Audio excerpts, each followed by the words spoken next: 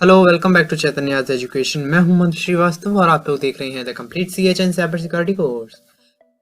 आज हम लोग बात करने वाले हैं मॉड्यूल 15 के बारे में। मॉड्यूल 15 है हैकिंग मोबाइल प्लेटफॉर्म से हैकिंग मोबाइल डिवाइसेस। तो चलिए शुरू करते हैं।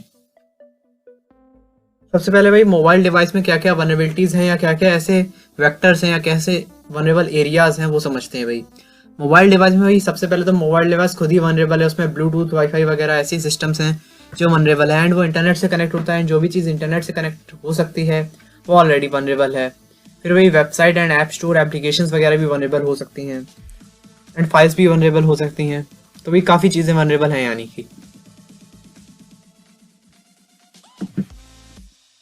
फिर वही कुछ ओवास्प जैसे हम लोगों ने पहले बताया था, ओवास्प आपके वेब एप्लीकेशन रिस्क देता है, ये साथ में आपको मोबाइल एप्लीकेशंस के भी रिस्क कुछ देता है मोबाइल्स के। तो यहाँ पर कुछ रिस्क हैं: server side controls, insecure data storage, insufficient transport layer protection, यानी कि भाई जो डेटा ट्रांसफर हो रहा है उसमें कोई प्रोटेक्शन या क्रिप्टोग्राफी एनक्रिप्शन नहीं है।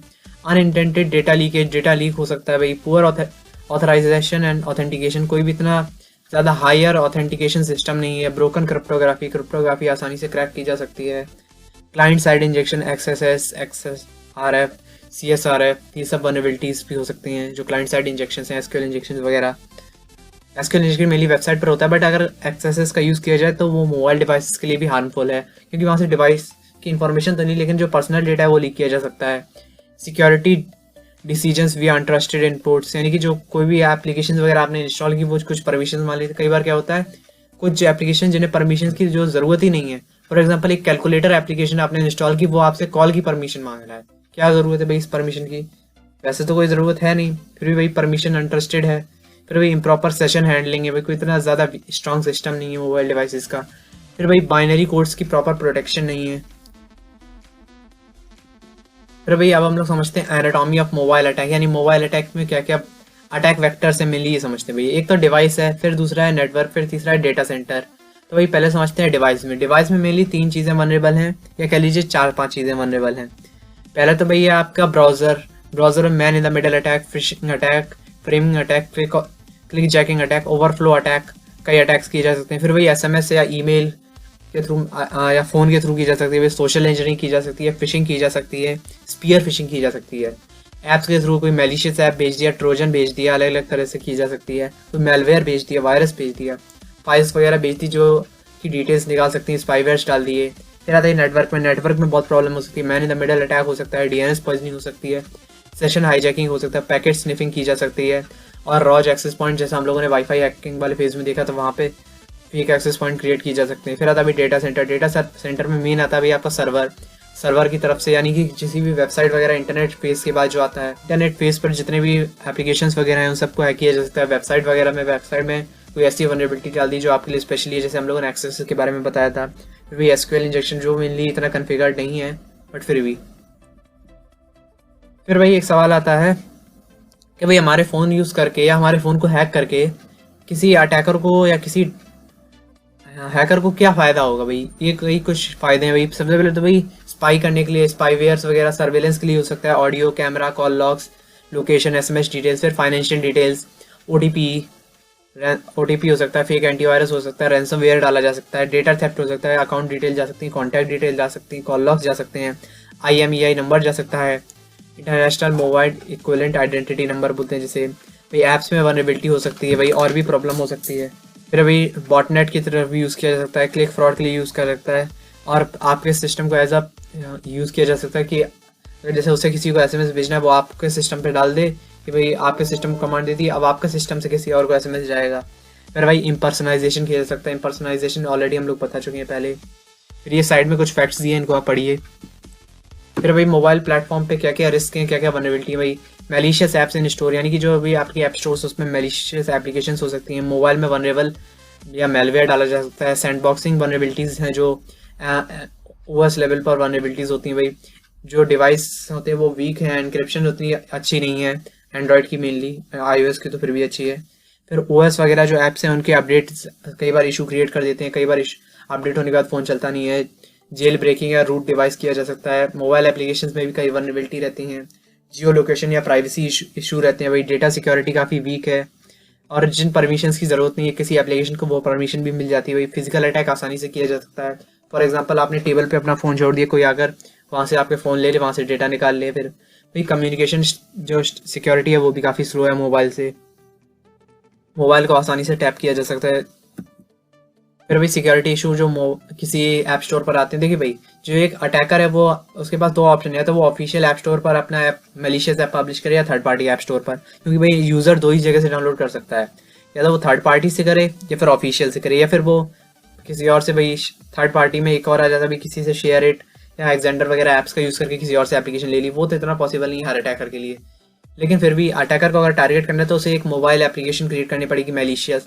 फिर उसको भाई देखिए जो ऑफिशियल एप्लीकेशन स्टोर्स हैं, जैसे आपका गूगल प्ले स्टोर है, एप्पल स्टोर है, एप्पल ऐप स्टोर है, इन सब में वो पब्लिश कर देगा, लेकिन वो कुछ टाइम बाद रिजेक्ट कर दिया जाएगा कि भाई आपके जो एप्लीकेशन उसमें मेलवेयर है। एंड अगर काफ़ी डिटेक्शन सिस्टम का यूज़ किया तब वहाँ पर भी पब्लिश होता है, and third party app store पर भी पब्लिश कर सकता है। फिर उसके बाद क्या, मोबाइल यूज़र जो भी है वो डाउनलोड करेगा, डाउनलोड करने के बाद तो भाई डेटा गया, फिर क्या खाएगा। फिर भाई कुछ मोबाइल के स्पैम वगैरह के लिए यूज़ किए जा सकते हैं भाई, एसएमएस वगैरह के लिए सेंड किए जा सकते हैं मोबाइल पे, एसएमएस स्पैम ईमेल्स वगैरह भेजे जा सकते हैं भाई। आपकी 1 लाख रुपए की लॉटरी लगी है, आपकी 2 लाख रुपए की लॉटरी लगी है। मैं आपको एक सिनेरियो बताता हूँ। एक बार क्या हुआ कि एक बंदे के पास फ़ोन आया कि भाई आपकी 10 लाख रुपए की लॉटरी लगी है, एंड वो फ़ोन भी था shopclues.com से। यहाँ पे हम लोग shopclues.com को टारगेट नहीं कर रहे हैं, ये एक रियल अटैक हुआ था एक बंदे पर, मेरे एक फैमिली मेम्बर पर ये अटैक हुआ था। तो वहाँ पर क्या हुआ, उस बंदे ने कहा कि भाई आपके 10 लाख रुपए की लॉटरी लगी है, आपके पास शाम 5 बजे तक का टाइम है, इस अकाउंट में 10,000 रुपये डिपॉजिट करवा दीजिए एंड आपको 10 लाख रुपए अगले दिन आपको उसी अकाउंट में क्रेडिट कर दिए जाएंगे। यहाँ पर मतलब फ्रॉड किया जा रहा था, लेकिन यहाँ पर हम लोग अवेयर थे ऑलरेडी तो हम लोग बच गए, लेकिन काफ़ी लोग अवेयर नहीं होते तो वो फंस जाते हैं। फिर भाई एसएमएस फिशिंग क्या है भाई, फिशिंग आसानी से की जा सकती है भाई। पहले जो भी अटैकर है वो एक सिम खरीदेगा या फिर किसी वीओआईपी एसएमएस सर्विस का यूज़ करेगा, वहाँ से वो आपको कोई भी मैलिशियस या सोशल इंजीनियरिंग के थ्रू कुछ ऐसा क्रिएट कर देगा टेक्स्ट मैसेज जो आप इस पर कन्वेंस हो जाए। क्लिक करने के बाद जब आप इन्फॉर्मेशन भरेंगे तो इन्फॉर्मेशन वापस अटैकर तक पहुंच जाएगी। फिर भाई ये इतनी सक्सेसफुल क्यों है, क्योंकि भाई ज़्यादातर जो कंज्यूमर्स हैं या ज़्यादातर जो यूज़र्स हैं वो मोबाइल से इंटरनेट एक्सेस करते हैं। देखिए जो लैपटॉप कंप्यूटर्स हैं उनका ज़्यादातर लोग यूज़ करते हैं भाई प्रोफेशनल वर्क के लिए। जब कोई प्रोफेशनल लैपटॉप से ही काम है जो काम फ़ोन से नहीं हो सकता, सिर्फ उस काम के लिए लैपटॉप का यूज़ करते हैं लोग। फिर भाई आसानी से मोबाइल में फिशिंग करना कोई आसान सी है, जैसे लैपटॉप वगैरह में होता है भाई लोग यूज़र थोड़े से अवेयर हैं, क्योंकि भाई वो डेली लैपटॉप या कंप्यूटर्स को यूज़ करें तो उन्हें पता है भाई कि थोड़ी अवेयरनेस रखनी ज़रूरत है। पर भाई जो मोबाइल वगैरह में फिशिंग वगैरह होती है वो आसानी से पकड़ी नहीं जाती है, क्योंकि भाई नॉर्मली जो कंपनी वगैरह उसमें कोई नंबर डिटेक्ट होता नहीं है। नंबर डिटेक्ट नहीं होता तो भाई आप इतना कुछ चेक भी नहीं करेंगे। हाँ, आपको किसी 91 के नंबर से मैसेज आ रहा है कि योर अकाउंट इज़ हैक्ड या योर अकाउंट इज़ ब्लॉक्ड, तब आप तो उस पर रिवर्स या फिर कोई रिस्पॉन्स करेंगे नहीं, क्योंकि आपको होता है वो तो किसी और के नंबर से किसी अटैकर ने भेजा। लेकिन जब उस पर कंपनी का नाम आएगा तब तो आप उस पर रिस्पॉन्स करेंगे। फिर भाई ऐसे ही कई स्पैम्स वगैरह क्रिएट की जा सकते हैं, एंड जो मोबाइल एप्लीकेशंस कई ऐसे टेक्निक्स भी हैं जिसमें सिर्फ एक एसएमएस भेज के किसी के सिस्टम्स को हैक किया जा सकता है। फिर भाई ये कुछ स्पैम फिशिंग के एग्जांपल्स हैं, इन्हें आप बैठ कर पढ़ सकते हैं भाई वीडियो पॉज करके। फिर भाई जो आपके पहले हम लोगों ने बताया था कुछ टाइम पहले जो लास्ट फेस मॉड्यूल था उसमें भाई हमने फेक एक्सेस पॉइंट या रॉज एक्सेस पॉइंट्स के बारे में बताया था। यहाँ पर उसका यूज़ किया जा सकता है, या और ब्लू बगिंग का भी यूज़ किया जा सकता है। ब्लू बगिंग हम लोगों ने आपने लास्ट फेज में बताया था ब्लूटूथ हैकिंग वाले वीडियो में। फिर भाई एंड्रॉयड ऑपरेटिंग सिस्टम पर आते हैं। एंड्रॉयड ऑपरेटिंग सिस्टम का जो इन्वेंशन है या जो उसके क्रिएटर हैं वो थे भाई, या उसको डेवलप करने वाले भाई गूगल के इंजीनियर्स थे। गूगल ने उसको डेवलप किया है, लेकिन फिर भी एक ओपन सोर्स ऑपरेटिंग सिस्टम है। फिर एंड्रॉयड के फीचर्स क्या है, आई थिंक ये बताने की ज़रूरत नहीं है, हर कोई ऑलमोस्ट 90% से ज़्यादा फ़ोन इस वर्ल्ड में एंड्रॉयड ऑपरेटिंग सिस्टम पर बेस्ड है, तो इतना सबको पता है। फिर भाई एंड्रॉयड रूटिंग, देखिए जो एंड्रॉयड डिवाइस है या एंड्रॉयड ऑपरेटिंग सिस्टम है उसमें आप एक लिमिटेड प्रिविलेज है, यानी कि आप कुछ लिमिटेड चीज़ें ही उसमें परफॉर्म कर सकते हैं। आप ओएस लेवल पे कुछ चेंजेस नहीं कर सकते, या जो कोई ऐप है उसको आप सिर्फ डिसेबल कर सकते हैं, उसको परमानेंटली अपने सिस्टम से डिलीट नहीं कर सकते हैं। काफ़ी चीज़ें हैं जो आप नहीं कर सकते हैं, तो भाई उसको करने के लिए आपको सुपर यूज़र एक्सेस या रूट एक्सेस चाहिए होगी। वो रूट एक्सेस करने के लिए भाई आपको फ़ोन को रूट करना पड़ेगा। अब रूट करने में कई प्रॉब्लम हो सकती हैं भाई। पहले हम नेगेटिव चीज़ों की बात कर लेते हैं भाई। तो भाई पहले तो आपके अगर जैसे जो आपका फ़ोन है वो वारंटी के अंदर, तो आपकी वारंटी चली जाएगी, आपका फ़ोन वीक परफॉर्मेंस करने लगेगा, आपके फ़ोन में आसानी से मेलवेयर वगैरह इंस्टॉल हो सकते हैं, एंड आपके डिवाइस कह लीजिए एक तरह से स्लो पॉइजन की तरह इफेक्ट करने लगेगा। जैसे स्लो पॉइजन होता है वो आपको एक बार में कुछ असर नहीं करता है, धीरे धीरे करके असर करता है, वैसे ही आपका रूटिंग भी धीरे धीरे करके ही आपके मोबाइल को पूरी तरह से ख़राब कर देगा। फिर भाई इसके कुछ पॉजिटिव पॉइंट्स भी हैं या पॉजिटिव साइड्स भी हैं भाई। सबसे पहले तो आप कस्टम रोम्स वगैरह इंस्टॉल कर सकते हैं। फिर भाई आप बूट मेन्यू वगैरह में कुछ चेंजेस कर सकते हैं। परफॉर्मेंस थोड़ी सी इंप्रूव होती है, लेकिन वही जो इम्प्रूव होती है वो भी एक सही है, लेकिन पुअर परफॉर्मेंस भी हो जाती है। फिर भाई आप वाईफाई एंड ब्लूटूथ टेथरिंग कर सकते हैं जो नॉर्मली नहीं पॉसिबल होती है। फिर भाई जो एप्लीकेशन है आप उन्हें डायरेक्ट SD कार्ड में इंस्टॉल कर सकते हैं, या जो अभी आपने मेमोरी कार्ड डाल रखा है उसमें इंस्टॉल कर सकते हैं। एंड काफ़ी एक्सटर्नल डिवाइसेस कनेक्ट कर सकते हैं। मैं आपको रिकमेंड नहीं करूँगा कि आप अपना एंड्रॉयड डिवाइस रूट करें, क्योंकि रूट करना इतना आसान नहीं है। एंड अगर आपके रूट करते टाइम कोई भी गलती हुई तो आपका पूरा जो एंड्रॉयड डिवाइस है वो करप्ट हो जाएगा, फिर आप उसको कभी फिक्स नहीं कर पाएंगे। लेकिन क्योंकि अगर जब आप उसको फिक्स नहीं कर पाएंगे तो आप जो उसके कस्टमर केयर सपोर्ट है वहाँ जाएंगे, वहाँ पे अगर जैसे आपका वारंटी में होता है तो वो भी मना कर देंगे कि भाई आपने इसको रूट करने की ट्राई की, अब हम इसको फिक्स नहीं करेंगे, तो वहाँ पे आपको वारंटी चली जाएगी। फिर भैया कुछ रूटिंग टूल्स हैं, इनको आप पढ़ सकते हैं अगर आप रूट करना चाहें तो। आराम से आप टूल्स को पढ़ लीजिए। एंड मैं इसका कोई प्रैक्टिकल नहीं दिखा सकता हूँ क्योंकि भाई ये रूट करने का कोई फ़ायदा नहीं है, इसमें सिर्फ डिवाइस ख़राब ही हो जाते हैं बस। हाँ, लेकिन इसको किया जा सकता है, लेकिन इसकी ज़रूरत नहीं है क्योंकि भाई नॉर्मली। अच्छा हाँ, एक बात और, अगर जैसे आप मोबाइल से ही प्रॉपर हैकिंग करना चाहते हैं, जैसे हर मॉड्यूल में हम लोगों ने आपको मोबाइल हैकिंग के टूल्स बताए थे या मोबाइल्स के टूल बताए थे जो हैकिंग के लिए यूज़ होते हैं, तो लेकिन कई टूल्स उसमें से ऐसे हैं जो आप सिर्फ तब यूज़ कर सकते हैं जब आपके पास रूट हो, यानी कि रूट एक्सेस हो। तो अगर आप मोबाइल से प्रॉपर हैकिंग करना चाहते हैं तो आप रूट ज़रूर कर लीजिए। स्टेप्स वगैरह आपको यहाँ पर दिख जाएंगे स्लाइड्स में। ये कुछ मोबाइल डिवाइस के नेटवर्क हैकिंग या नेटवर्क स्पूफर टूल्स हैं, जिसका नाम है भाई नेटवर्क स्पूफर। ये भाई ये सब रूट के एक्सेस पर ही चलते हैं। फिर भाई सेशन हाईजैकिंग टूल्स हैं, ड्रॉइड शीप इसका नाम है। फिर भाई ये कुछ और एंड्रॉयड बेस्ड स्निफर टूल्स हैं, आप आराम से टूल्स वगैरह पढ़ सकते हैं नाम। फिर कुछ और ट्रोजन्स वगैरह हैं। फिर ये एंड्रोरेट करके ट्रोजन है, इसका भी काफ़ी अच्छा ये ट्रोजन, इसका यूज़ किया जा सकता है। फिर ये रिमोट वाइप है। रिमोट वाइप में क्या है भाई, जैसे आपके गूगल सर्विसेज प्रोवाइड करता है कि भाई एक बार में आप पूरे सिस्टम को डेटा को क्लीन कर सकते हैं। भाई कई बार आपको फ़ोन चोरी हो जाता है, वैसे ये भी है। फिर ये कुछ एंड्रॉयड डिवाइस को ट्रैक करने के सिस्टम से। भाई कई बार आपको अपने एंड्रॉयड डिवाइस की लोकेशन की ज़रूरत होती है, आप एंड्रॉयड डिवाइस कहीं भूल जाते हैं या कहीं खो जाता है, तब इसका यूज़ किया जा सकता है। फिर भाई आते हैं एप्पल या iOS पर। iOS के बारे में बताने की ज़रूरत नहीं है, ऑलमोस्ट एप्पल के बारे में हर कोई जानता है। भाई एक iOS जो है वो वही एप्पल मोबाइल या एप्पल के डिवाइसेस को सपोर्ट करने वाला एक ऑपरेटिंग सिस्टम है जो कि एप्पल कॉर्पोरेशन ने खुद ही डेवलप किया है।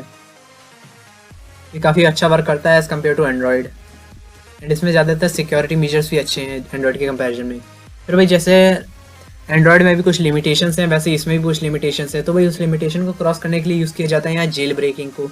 अब जेल ब्रेकिंग जैसे वहाँ पर कुछ जो उसके नेगेटिव पॉइंट्स थे वही नेगेटिव पॉइंट्स यहाँ पर आ जाते हैं। भाई पहले तो आपकी वारंटी चली जाती है, मेलवेयर से खतरा पड़ जाता है, परफॉर्मेंस पूरा हो जाती है, एंड ब्रेकिंग द सिस्टम। फिर से स्लो पॉइजन वाली एग्जांपल।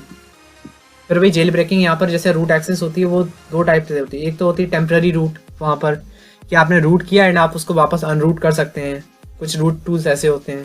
लेकिन कई बार क्या होता है कि आप परमानेंट रूट रह जाते, फिर डिवाइस को आप वापस अनरूट नहीं कर सकते हैं। फिर आता है अभी जेल ब्रेकिंग। जेल ब्रेकिंग में अभी 3 तरह की जेल ब्रेकिंग है। लैंड एक्सप्लॉइट, इसमें क्या होता है जेल ब्रेकिंग की जाती है यूज़र लेवल एक्सेस करने के लिए, लेकिन इसमें आपको आई बूट लेवल या बूट लेवल एक्सेस नहीं मिलती है।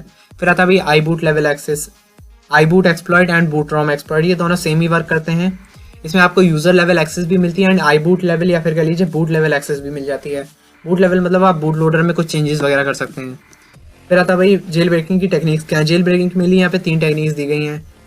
फिर आता भाई अनथेथर्ड जेल ब्रेकिंग। अनथेथर्ड जेल ब्रेकिंग में क्या होता है भाई कि आप अपने डिवाइसेस को एक लिमिटेड टाइम के लिए जेल ब्रेक कर लेते हैं। यहाँ पर इसमें क्या होता है कि जब भी आप इसमें जेल ब्रेकिंग परफॉर्म करते हैं तो जैसे ही आपने अपने डिवाइस को रीस्टार्ट कर दिया या आपने एप्पल ऐप डिवाइस को रीस्टार्ट कर दिया तो वो जेल ब्रेकिंग ख़त्म हो जाती है।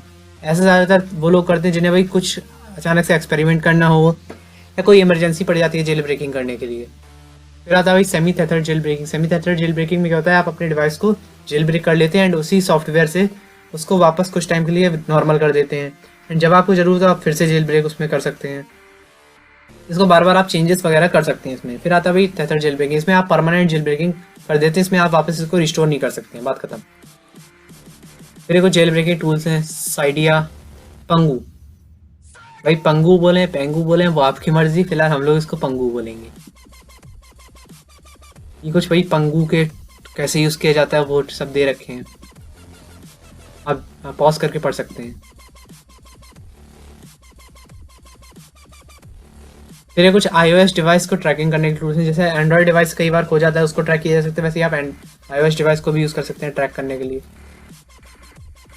अब बात करते हैं ब्लैकबेरी ऑपरेटिंग सिस्टम के बारे में। इतना इस पर ध्यान देने की ज़रूरत नहीं है, लेकिन जो इससे रिलेटेड कुछ ऐसी चीज़ें हैं जो हम लोगों को ध्यान देने वाले में आते हैं तो उस पर करते हैं। ब्लैकबेरी ऑपरेटिंग सिस्टम ज़्यादातर उन डिवाइसेस के लिए आता था जो ब्लैकबेरी के डिवाइसेस, मतलब जिसमें जो आते थे QWERTY कीबोर्ड वाले, उन डिवाइसेस में आता था। इसके कुछ फीचर्स नीचे दे रखे हैं, आप पढ़ सकते हैं भाई। इसमें जावा बेस्ड एप्लीकेशंस का यूज़ होता था। अब इसमें अटैक वेक्टर्स हैं भाई, malicious code signing, email exploit, TCP IP connection exploit. Blackberry के अंदर स्पेशल उनके एडिशनल मेलवेयर्स होते हैं। जावा की जो इसमें स्पेशल फाइल होती थी जेड फाइल्स का यूज़ किया जा सकता है। PIM डेटा अटैक किया जा सकता है, SMS के थ्रू अटैक किया जा सकता है, टेलीफोनिक या टेलीफोनी अटैक किया जा सकता है, मेमोरी प्रोसेसिंग में मैनिपुलेशन किया जा सकता है। फिर आता है मैलिशियस कोड साइनिंग, यानी कि भाई एक मैलिशियस ऐप क्रिएट करके ब्लैकबेरी के जो ऐप वर्ल्ड है या ब्लैकबेरी का जो ऑफिशियल ऐप स्टोर था वहाँ पे उस पर पब्लिश कर दिया। वहाँ पे पब्लिश करना आसान था। फिर आता है शॉर्ट मैसेजिंग सर्विस, इसके कई एक्सप्लॉइट्स हो सकते हैं भाई। इसमें भाई SMS बैकडोर बनाया जा सकता है, प्रीमियम रेट SMS स्कैम किया जा सकता है, प्लस SMS से इंटरप्शन भी क्रिएट किया जा सकता है। यहाँ पर स्टेप्स दे रखे हैं, इन स्टेप्स को आप वीडियो को पॉज करिए, इन स्टेप्स को पढ़िए। जब आप खुद पढ़ेंगे तब आपको और बेटर अंडरस्टैंडिंग होगी। फिर कुछ ईमेल एक्सप्लॉइट है। ईमेल एक्सप्लॉइट तो भाई आपको पता ही है, ईमेल भेजा गया है तो उसमें हैक किया जा रहा है, डेटा लिया जा रहा है। ब्लैकबेरी मोबाइल डिवाइसेस को ट्रैक करने के लिए कुछ ऑप्शन टूल्स वगैरह हैं, वो टूल्स आप देख सकते हैं। वैसे तो ब्लैकबेरी का यूज़ अब कोई नहीं करता है। अच्छा, इसमें विंडोज़ ऑपरेटिंग सिस्टम के भी आते थे जो फ़ोन्स, उसका हम लोगों ने इंक्लूड नहीं किया कि विंडोज़ ऑपरेटिंग सिस्टम का अब कोई यूज़ नहीं करता है।